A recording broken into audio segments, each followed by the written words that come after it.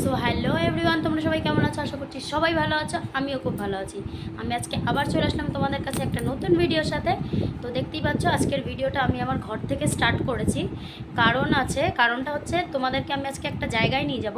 সেখানে অনেক কিছু দেখার আছে, অনেক পুরনো পুরনো জিনিস দেখাবো আমি তোমাদের, যাতে তোমাদের ভালো লাগে। এই জন্যই ভিডিওটা আমি বানাচ্ছি, কারণ এই জায়গাটা না খুবই সুন্দর জায়গা। তো এবার এই জায়গাটা এখানে যারা থাকে তারাই একমাত্র জানে এই জায়গাটার সম্বন্ধে, আর যারা এখানে থাকে না তারা এই সম্বন্ধে জানে না। এবার ওই জায়গাটা না আমি আগে খুব ভয় পেতাম, কেন জানি না। ওই জায়গাটা একটু নির্ঝুম টাইপের, তো এর জন্য আমি খুব ভয় পেতাম। এখন ভয়টা কেটে গেছে, যেহেতু আমার 7 বছর বিয়ে হয়ে গেছে, এখন ভয়টা কেটে গেছে। আর আমার না ওই জায়গাটা খুবই ভালো লাগে। আর আমি জানি যে ওই জায়গাটা তোমরা দেখলে তোমাদেরও ভালো লাগবে, তাই আমি এই জায়গাটায় তোমাদেরকে নিয়ে যাচ্ছি। আর হ্যাঁ, আরেকটা কথাটা হচ্ছে যে এই ভিডিওটা সবার জন্য নয়। যারা এখানে থাকে তারা অবশ্যই ওই জায়গাটার বিষয়ে জানে, তারা সবটা জানে। আর তাদের জন্য ভিডিওটা না, এই ভিডিওটা তাদের জন্য যারা এই জায়গাটা চেনে না, বা ওই যেখানে আমি নিয়ে যাব ওই পুরনো জায়গায়, সেই জায়গাটার বিষয়ে যারা জানে না, আমি এই ভিডিওটা তাদের জন্য বানাচ্ছি। তো চলো, যেতে যেতে আবার কথা হচ্ছে। দেখো কত বড় একটা আম বাগান, এই আম বাগান পার করে ওই দিকে যেতে হবে। এখানে আবার ফটোশ্যুট চলছে। দেখো কত বড় আম বাগান, মনে হয় কেউ এত বড় আম বাগান দেখোনি। যদি কেউ দেখে থাকো তাহলে কোথায় দেখেছো সেটা আমাকে জানিও। চলো তাহলে আবার যেতে যেতে কথা হচ্ছে। তো তোমাদেরকে বলেছিলাম কিছু পুরনো জিনিস দেখাবো, তার মধ্যে একটা দেখো।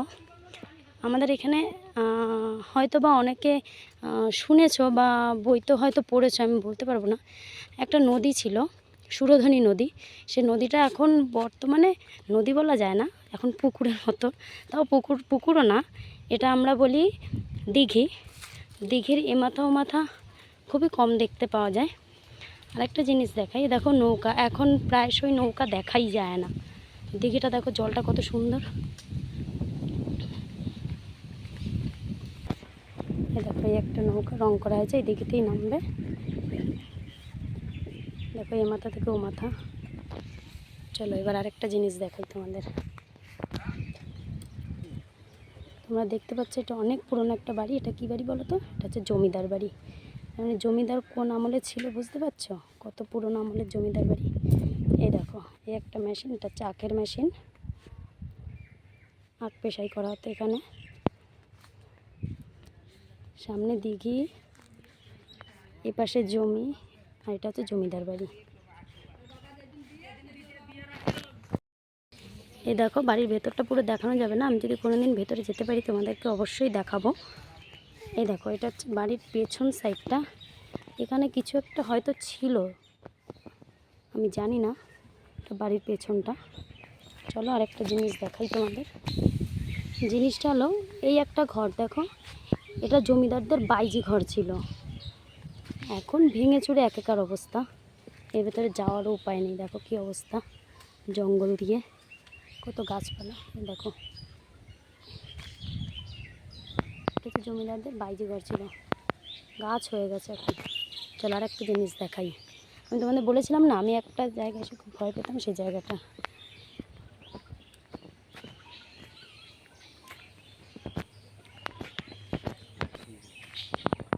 এই জায়গাটা এখন অনেক ঠাকুর রাখে এখানে। বট গাছটা দেখো কতটা বড়। এই জায়গাটা আগে খুব ভয় পেতাম আমি, এখন আর পাই না। এখানে এরা বসে আবার হাওয়া খাচ্ছে, শান্তির হাওয়া। এখানটায় পুজো দেয়। আজকে সোমবার, অনেকে পুজো দিতে এসছে এখানে। আর এদিকটায় গেলে আমাদের মাঠ, না আমাদের জমি। এদিকে হচ্ছে জমিদার বাড়ি, এটা বটতলা। তো আজকের ভিডিও এই পর্যন্তই, আবার দেখা হচ্ছে পরবর্তী কোনো ভিডিওতে। ততক্ষণ ভালো থেকো, সুস্থ থেকো।